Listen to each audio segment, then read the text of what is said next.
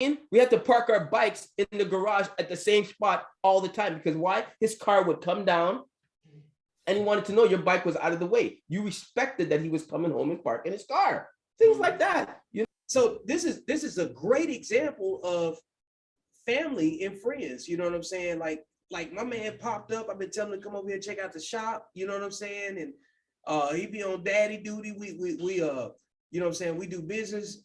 Like we talking about trading work, you know what I'm saying? Yeah. And that's the way we go about doing it. You know what I'm saying? Man. Like we got real bonds, you know what I'm saying? Like from being in austere environments, got the same issues, family problems. And when it come down to, you know what I'm saying, deconflicting what's important and what's not, it always come back to who's done something for me and who's right there. Like he brought resources to me to add to what I was doing. And it's added value to, you know what I'm saying, what I was trying to accomplish. You know what I'm saying? And to me, what makes it all work, you know, I don't want nothing for it. Don't want nothing for it. It's just trading resource. I don't want anything for it. I like doing your thing. Yeah. So like, and we live in a community where we 10 minutes away from each other. So like, it ain't no, if that, you know, like it don't, you know, like I see his family. I see his girl. I see the puppies that, you know what I'm saying, that this dog just had. Like, see how he's shaking his head now? Anybody want a puppy? You want a puppy? Yeah. Gosh, I love me some dogs, man. I just love dogs. Hey, make sure. You look like you. Did you start blushing about some puppies? Yeah. Little fat little thing. Antoine, He said fat little thing. Hey, you over there? Look at you, boy. You know, hey, you know what? One of my thing is on my bucket list to go into like a puppy mill and then have about maybe 50 little puppies just jump on me and do something. And just eat on me and nibble on me somewhere and walk up and start pulling my ears somewhere and just trying to pat them all. That's I'm done with Antoine today. Hey, I want all of that footage, Garfield. I want everything he just said. That shit better be in the Dropbox. You know what I'm saying? I told you we're gonna have millions of views. Antoine. Hey. What kind of dogs you raise, man? I don't raise them. My wife raises them. There you go. Yeah. What kind of dogs? Pitbulls. You got some great. You got some Nice. Got some blue ones over there. Brindles. Yeah. He got some honey buns. I just made that up. I don't even know if that's a thing. Red nose. It does look like a honey bun though. Yeah. I don't know anything about like the type of. I just know I don't like pit bulls. I'm sorry to say. I just had too many horror stories I've heard. There you go. If I don't get that pit bull from this small, I want to know exactly. You're probably gonna end up with a poodle anyway. Hey, Antoine. you're a Pomeranian. You're like a poodle guy. You know what I'm a Pomeranian kind of guy. Yeah, y'all got the same hair. Yeah, I'm about to say both of y'all gonna have a ponytail. You know what I'm saying? Got your little built-in leash. And the thing about it, I'm over here jealous as I don't know what. I'm the only one that ain't got no hair. All y'all got hair, man. My junk left me a couple years ago. He like, bro, we out. Like we done had enough.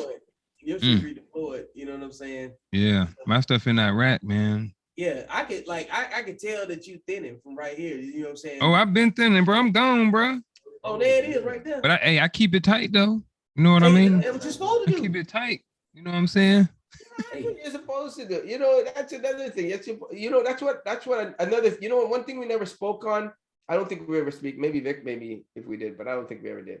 You know what these kids need to do today? These upcoming young men.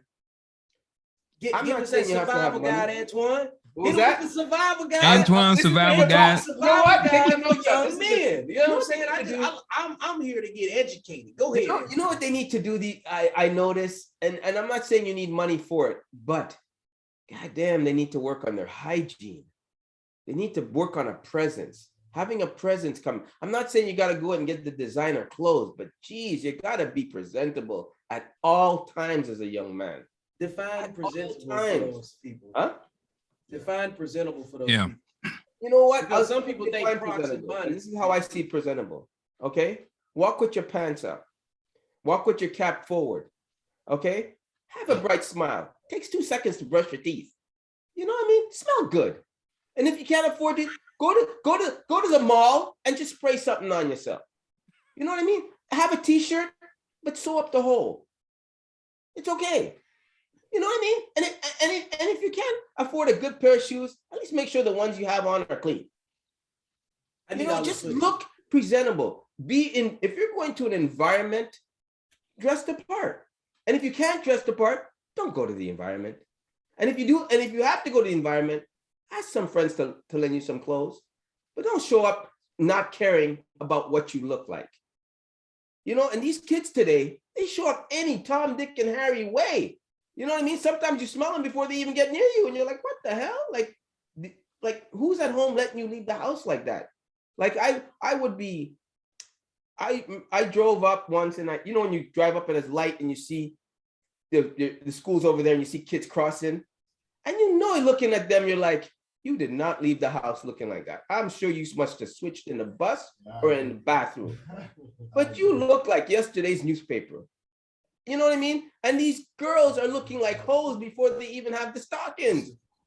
You know? And they're looking like hoes. Like, you did not leave the house looking. Your father does not know you dress like that. And you can always tell the ones that don't have a father at the home. You can tell. You can look at a kid and say, your father ain't at home. What does a fatherless child look like, Antoine? You know what a fatherless child looks like? Break it down for him. I'm going. Antoine's survival guide to the fatherless child. Turn up. It looks disheveled. He doesn't have manners. He doesn't know how to check himself, right? He's always looking for confrontation because no one's ever given him one that slapped him across the room. He doesn't know when spoken to. He doesn't know that. You can always tell a kid that doesn't have a child that doesn't have a father at home. You can tell just by the minute they open their mouth. You're like, you weren't raised with a dad because you wouldn't be talking like that. You know what I mean? You weren't raised with brothers that slap you across the room. I remember when I was younger and I outspoke to my mother, right? All my mother had to say was, yeah, no problem. Wait till your father get home. And I would straighten up like that, you know? And I remember once my older brother, I misspoke and I said something bad to my mother. He picked me up, shot me across the room and goes, I think you need to know where you're at. Straight up. And then you learn things like that. But these kids today, they're so disrespectful. You know, I'll be jogging and I'll go by a school and they'll be sitting there waiting at the bus stop and they'll see me coming. They won't even like move out of the way to let me go by. They'll let me hit them or they'll make me go around them and find it funny if I step in puddle. You know, it's like they're disheveled. They don't even have any respect for authority. Don't let me find out you 42 years old, 44 down there getting bullied at the bus stop while you're running. You know what I mean? Throwing snowballs at them. And that's what I would say to these kids. You know, dress the part. That's all. I'm not asking for much. You know, sometimes you watch these. Another thing I want to speak on. Like sometimes you'll be watching these YouTube channels, right? And they'll be so disrespectful, like they don't know maybe 1,000 people are watching them looking like a fool. And they have no verbal skills. Like they didn't even think like, let me rehearse a bit. Let me just, it's a close-up. Let me just look like I washed my face. You know, just something. You know, you may not smell what I'm wearing, but at least I look like I have cologne on. That's all I'm saying. And I think that's lost today. I think social media has taken over where people don't need to be polite anymore. They don't even know how to carry on a conversation. You know, they don't know how to communicate. And that has taken away just the normalcy of just talking, having a nice exchange, being polite. You know, I'm not saying you have to have a verbal skills on a high level, but you know, please and thank you goes a long way. You know when you're saying something wrong. You know when you're being disrespectful, right? So I'm gonna take, you know what I'm saying, and this opportunity to get a little bit more firsthand experience with my man Brandon, who has young children that are in school who have to interact with other children, you know what I'm saying, and a wide variety of childhood trauma and stuff like that, because no matter what you do in your house, your children are going to spend more time with their kid or with their friends. You see what I'm saying? Right. So you definitely got to get in the formation of you know what I'm saying? I guess give them the formula for the type of accountability that's required to be, you know what I'm saying, a decent, you know what I'm saying, member of the household, right? So I think it's probably more practical to talk, you know what I'm saying, to Brandon in this situation, because we live in one of these military bubble towns, and you're from Atlanta. I'm from, you know what I'm saying, Birmingham. So there's a wide variety and spectrum of a type of, you know what I'm saying, child that we used to seeing. So like, how do you manage all of that stuff that he's talking about when it comes down to your kids communicating and how they communicate? I agree with what he just said. Yeah. You know, especially with these young black men who really don't understand how important it is. You know, I agree almost when I say about 95%, you know, with what he just said, because I live right next to a high school. Yeah. And when I'm going, you know, wherever I'm going, you seeing kids all over on their lunch breaks, they get to leave school. Yep. Yeah.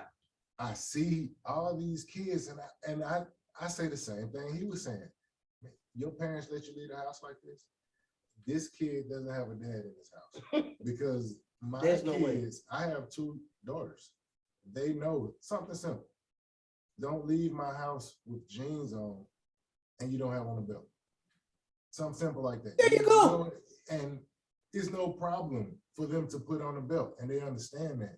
They don't have to understand why. I don't care if they understand why.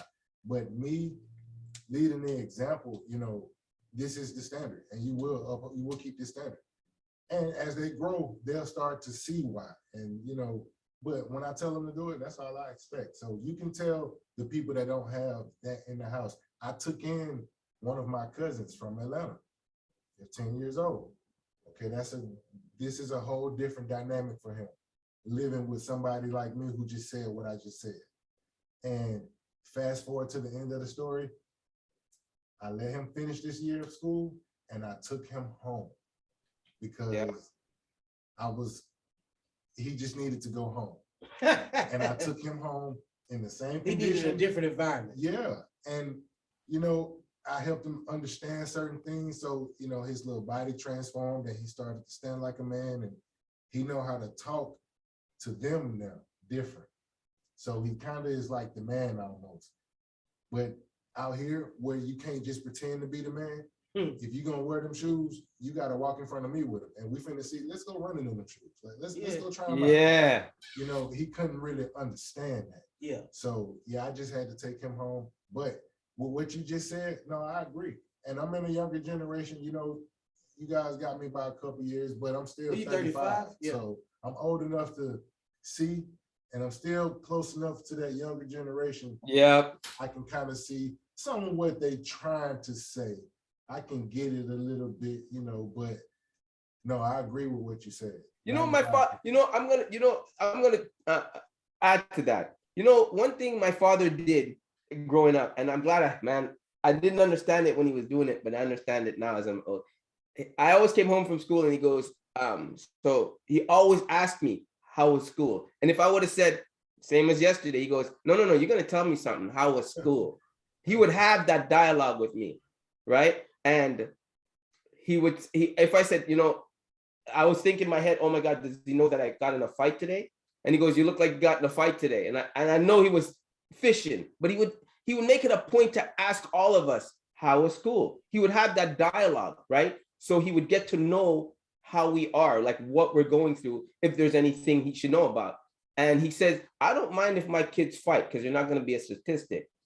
But if I show up at school, 2 things I want to know. 1, you won the fight, and 2, it was justified why you fought.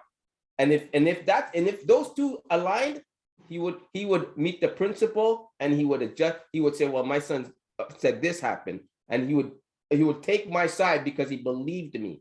But he would ask, he would always say those things to me. If it's justified, I have no problem with you fighting. And for him, it was like somebody called you the N-word, somebody threw some racial slur, somebody, you defended somebody because that person was getting beaten up, or you stepped in when you felt there was something wrong happening, or somebody disrespected the teacher and you felt like you need to speak, or you felt the teacher treated you wrong. Let me know and I'll justify it.